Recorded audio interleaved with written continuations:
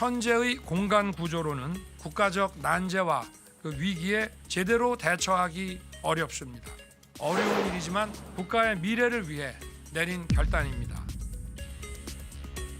소통 강화를 내세우며 막올랐던 용산시대. 하지만 취임 2달 만에 지각 출근 지적이 나왔었죠. 윤 위원장의 주장이 거짓이라는 건 어느 누구보다 민주당이 잘 알 거라고 생각합니다. 대통령의 업무는 24시간 중단되지 않습니다. 출퇴근 개념 자체가 없습니다. 윤 전 대통령 측은 즉각 반박했지만 이후 용산 대통령실 앞엔 주술 의혹, 불통의 상징, 시민 불편 초래가 따라붙었고 윤석열은 취임과 함께 대통령실을 용산 국방부 청사로 대통령 관저를 한남동으로 이전하였습니다. 그 결과 대통령과 군이 밀착되는 여건이 조성되었습니다. 윤석열 당선인은 국방부 청사가 집무실로 적합하다는 점을 기자회견 내내 강조했습니다. 용산 국방부와 합참구역은 국가안보지휘시설 등이 잘 구비되어 있고 청와대를 시민들께 완벽하게 돌려드릴 수 있을 뿐 아니라 이에 따라 국방부는 합참청사로, 합참은 추 남태령 지역으로 청사를 이전하는 구상을 냈습니다. 국방부가 합참청사로 이전해서 함께 사용하는데 큰 어려움은 없다고 판단됩니다. 또 같은 군의 옆 건물로 이전하는 것이라 이전 비용도 최소화할 수 있습니다.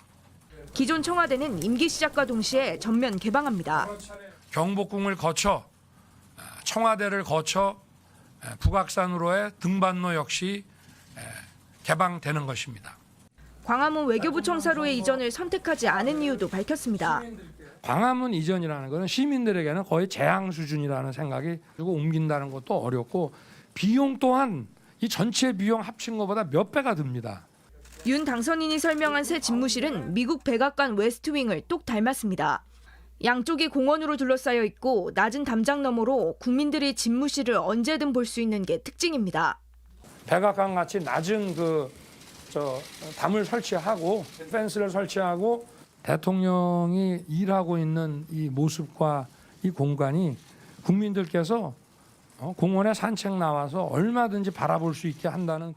윤 당선인은 조감도를 직접 짚어가며 브리핑을 했습니다. 여기는 뭐 공원을 이렇게 하게 되면 이런데 잔디밭에서 결혼식도 할 수 있고 용산 이 구역이 전체 한 100만 평 정도 됩니다.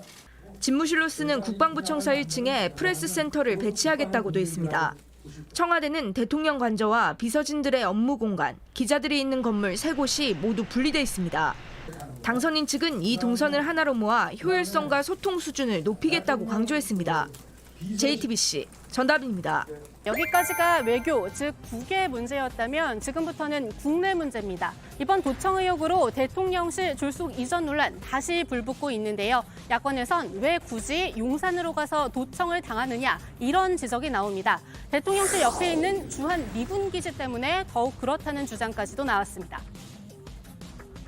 용산 미군 기지에는 미국의 그 도청 감청 정보를 수집해서 분석하는 정보 분석 센터가 위치해 있다. 그리고 그게 그 냉전 시대부터 우리가 악명 높은 엡실론이라고 하는 그 전 세계적인 전자 감시 시스템의 그 신경망이 이게 쭉 뻗어 있는데 그 신경망이 직결하는 일종의 어떤 그 정보 저수지 같은 데가 바로 용산 미군 기지고, 따라서 여기에는 한국 국방부와 미군 간에는 지금 비밀 이면 합의도 맺어져 있습니다.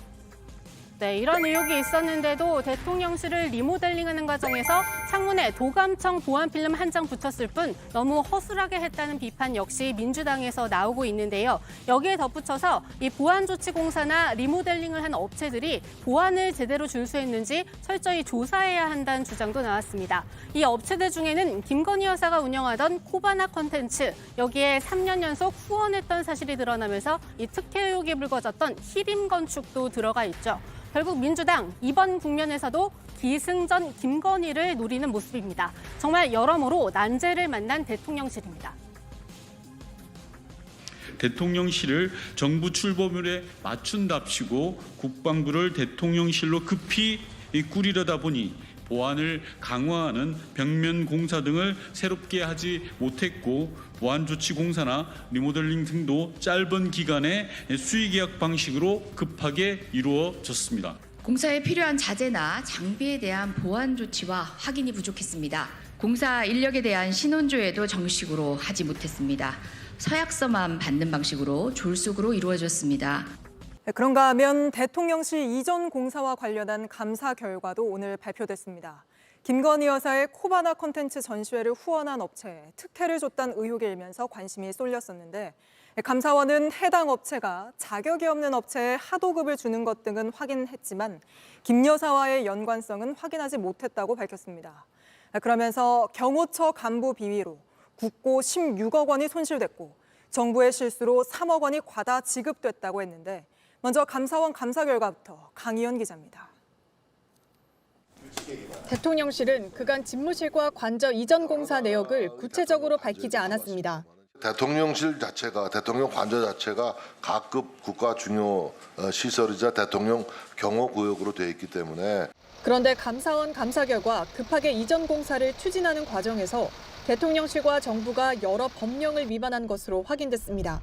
집무실 공사에선 시공 물량을 제대로 계산하지 못해 공사비 3억 2천여만 원이 과다 지급됐고 관저를 보수하는 과정에선 예산이 확보되지도 않았는데 공사부터 시작했던 것으로 나타났습니다. 준공 도면이나 업체와의 계약서도 없었습니다. 비서실은 실제 공사 내역을 정확히 반영하는 준공 도면 등을 제출받지 않아 법령상 절차에 따른 준공 검사가 가능하지 않게 되는 등 관련 업무를 소홀히 하였다고 판단됩니다. 무자격 하도급 업체 15곳 이상이 관저 공사에 참여한 사실도 밝혀졌습니다. 김호진 전 대통령실 관리비서관은 사업의 속도감을 고려해 협력업체의 자격을 꼼꼼히 확인하지 못했다고 진술한 걸로 전해집니다. 경호처 간부와 공사업체 간 유착도 적발됐습니다. 집무실과 관저에 방탄 창틀을 설치하는 업체가 당초 1억여 원에 불과한 제작 비용을 17억 원으로 부풀렸음에도 전 경호처 부장 A씨는 이를 묵인한 것으로 조사됐습니다. 검찰은 오늘 A씨와 시공업체 관계자 등에 대해 구속영장을 청구했습니다. 다만 감사원은 정부가 공사업체와 수의계약을 맺는 과정에서 특혜는 없었다고 밝혔습니다. 대통령실은 감사를 통해 특혜는 없었던 것으로 확인됐다며 절차상 미비점에 대해선 재발 방지책을 마련하겠다고 밝혔습니다. JTBC 강현입니다.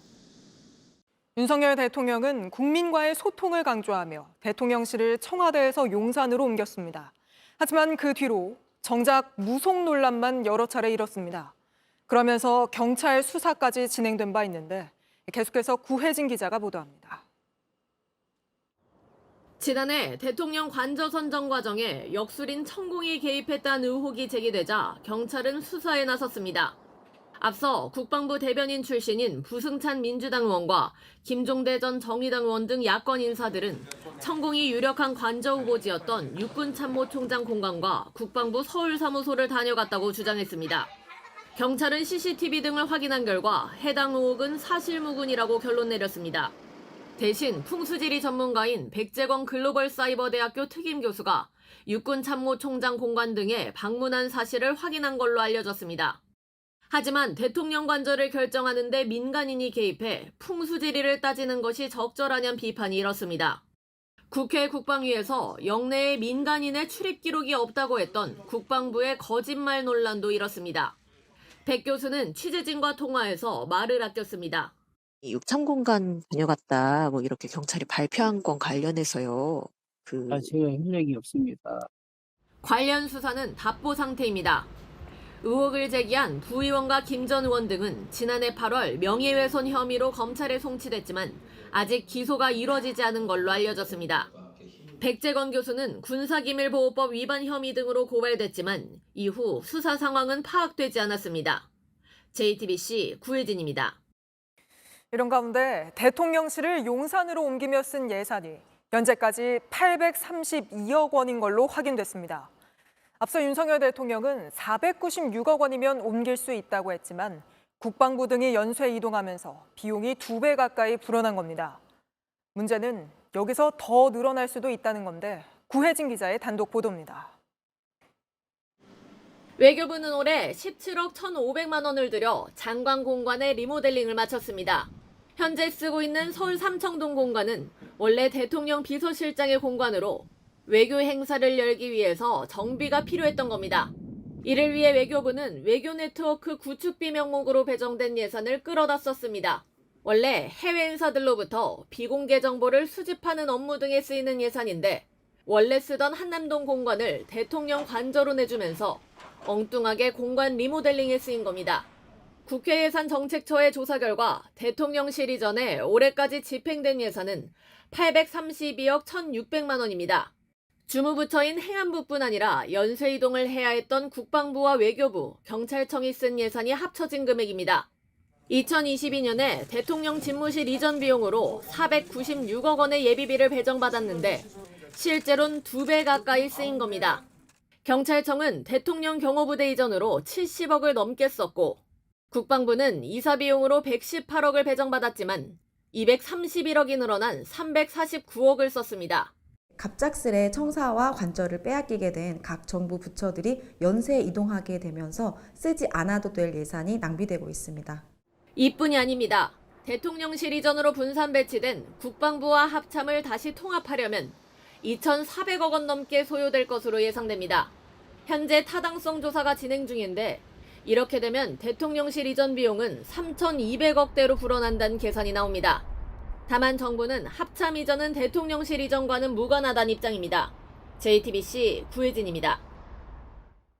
그런데 이 용산 대통령실에 컴퓨터도 윤석열 정부의 그 어떤 자료도 없던 걸로 드러났습니다. 이재명 대통령은 직접 이런 사실을 밝히며 황당하다고 했는데 수사 대상인 윤석열 정부가 모두 폐기한 거 아니냐는 말이 나옵니다. 이승환 기자입니다. 이재명 대통령은 새 정부 첫 인사 발표에 앞서 용산 대통령실로 출근한 소감을 이렇게 표현했습니다. 지금 용산 사무실로 왔는데 꼭 무덤 같습니다. 아무도 없어요. 어떤 점이 부족한지에 대해서도 구체적으로 언급했습니다. 필기도구 제공해 줄 직원도 없군요. 컴퓨터도 없고 프린터도 없고 황당무계합니다. 전임 대통령이 탄핵되면서 최소한의 업무 인수인계 자료조차 남아있지 않은 상황을 비판한 걸로 해석됩니다. 인선 발표 브리핑 후 기자들과의 질의응답에서도 결제할 시스템이 없다. 지금 지장 찍을 인주도 없어서 어떻게 해야 할지 고민이라고 말하기도 했습니다. 사용 가능한 인터넷망, 종이, 연필조차 책상 위에 놓여 있지 않습니다. 이재명 대통령께서는 국정의 연속성과 원활한 업무 재개의 시급성을 강조하며 대통령실에 근무했던 일반직 공무원들의 즉시 복귀를 지시하셨습니다.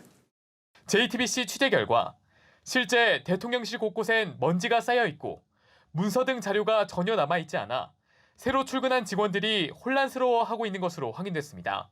한 대통령실 관계자는 JTBC와 통화에서 여기가 사람이 있었던 공간인가 싶었다며 문서 같은 건 하나도 없고 서랍 등이 모두 열린 채 텅 비어 있었다고 말했습니다.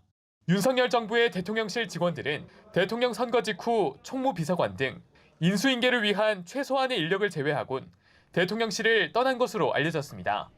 JTBC 이승환입니다. 청와대 춘추문이 다시 열렸습니다. 춘추관 브리핑룸은 취재 장비로 채워졌습니다. 다시 열린 청와대 시대 3년 7개월 만입니다.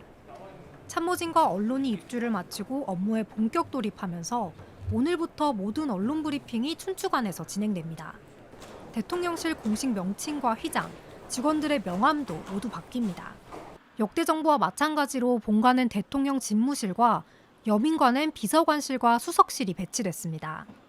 또 대통령과 참모진 간의 원활한 소통을 위해 본관 외에도 여민관에 집무실이 추가로 마련됐습니다. 이 대통령은 3실장과 함께 대부분의 업무를 여민관 집무실에서 소화할 걸로 보입니다. 이 대통령은 이번 주까지는 용산에서 수석보좌관 회의 등을 주재하고 다음 주부터 청와대에서 업무를 시작할 것으로 알려졌습니다. 청와대 관저 보수공사가 마무리되기 전까지 이 대통령은 한남동 관저에서 청와대로 출퇴근합니다.